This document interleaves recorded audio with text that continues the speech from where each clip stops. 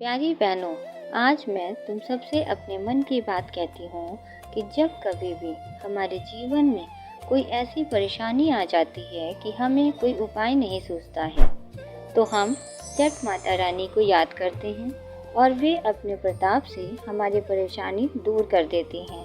बोलो छठ माता की जय। ये पूजा बहुत ही आसान है। आपको मन में छठ माता का ध्यान करके अपनी समस्या बतानी है और समाधान हो जाने पर माता रानी की सरल विधि से पूजा करनी है। पूजा करने के लिए 7 सुहागिन औरतों को बुलाना है। एक चौकी पर घी से माता रानी की प्रतिमा बनानी है। उसे सिंदूर से सजाना है। घी, धूप, दिया तथा फूल और जल, ये पूजा सामग्री को लेकर पूजा करनी है। दूध की बर्फी का भोग लगाना है। साथ दोनों में दूध की बर्फी जो मुलायम हो, चाट कर खाई जा सके, उसे उतनी ही मात्रा में रखना है जितनी एक बार में खाई जा सके। जैसे आप 2 बर्फी रख सकते हैं। फिर कथा पढ़नी है। कथा में आपको अभी पढ़कर सुनाऊंगी। इसके बाद आरती करनी है। फिर आरती करने के बाद सभी 7 औरतों को दोनों में रखी बर्फी खाने के लिए देनी है। इसे बिना बोले चाट कर खाना है। खाने के बाद पानी पीना है और हाथ धोकर सुहाग लेना है। फिर बिना बोले ही सभी के दोने अपने कोचे में लेकर सभी को विदा करना है। बोलो छठ माता की जय। अब कथा कहती हूँ, सुनो। एक गांव में एक बूढ़ी औरत अपने बेटे के साथ रहती थी। उसके पास एक गाय भी थी। बेटा कुछ भी काम काज नहीं करता था।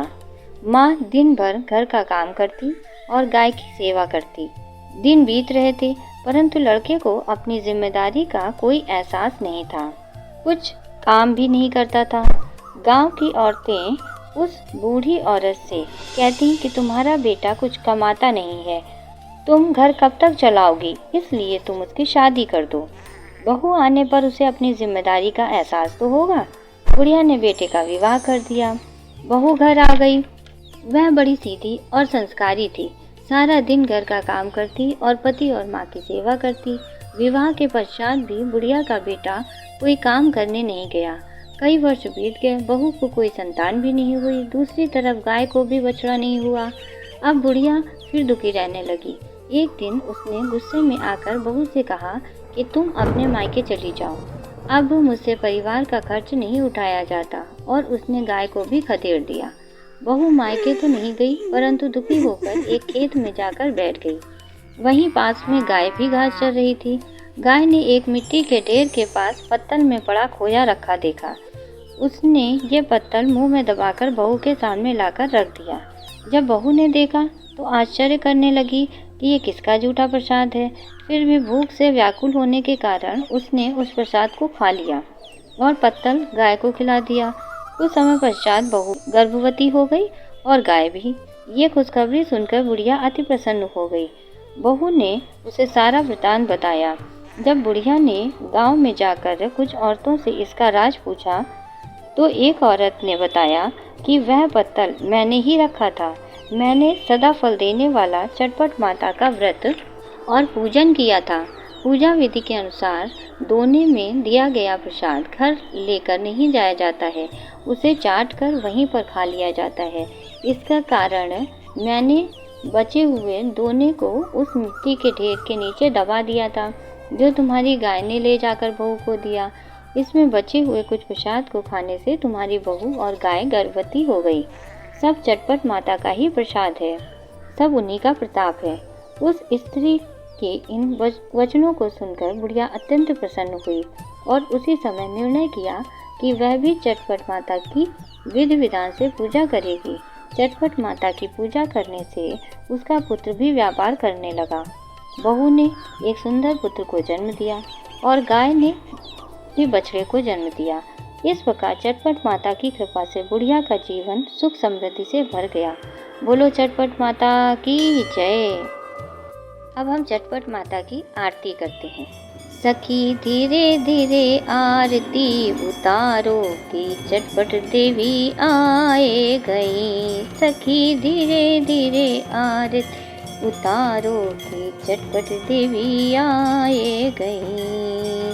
पहले तो सखी मोरी अंगना बहारो, पहले तो सखी मोरी अंगना बहारो। धीरे धीरे चौक लगाओ कि चटपट मैया आए गई। धीरे धीरे चौक लगाओ कि चटपट देवी आए गई। सखी धीरे धीरे आरती उतारो कि चटपट मैया आए गई। पहले तो सखी मोरी कलश ले आओ, पहले तो सखी मोरी कलश ले आओ। धीरे धीरे दिया जलाओ कि चटपट मैया आए गए। धीरे धीरे दिया जलाओ कि चटपट मैया आए गए। सखी धीरे धीरे आरती उतारो कि चटपट मैया आए गई। पहले तो सखी मोरी ढोलक बजाओ, पहले तो सखी मोरी ढोलक बजाओ। धीरे धीरे भजन सुनाओ कि चटपट मैया आए गई। धीरे धीरे भजन सुनाओ कि चटपट मैया आए गई। सखी धीरे धीरे आरती उतारो कि चटपट मैया आए गई। सखी धीरे धीरे आरती उतारो कि चटपट मैया आए गई। बोलो चटपट माता की जय।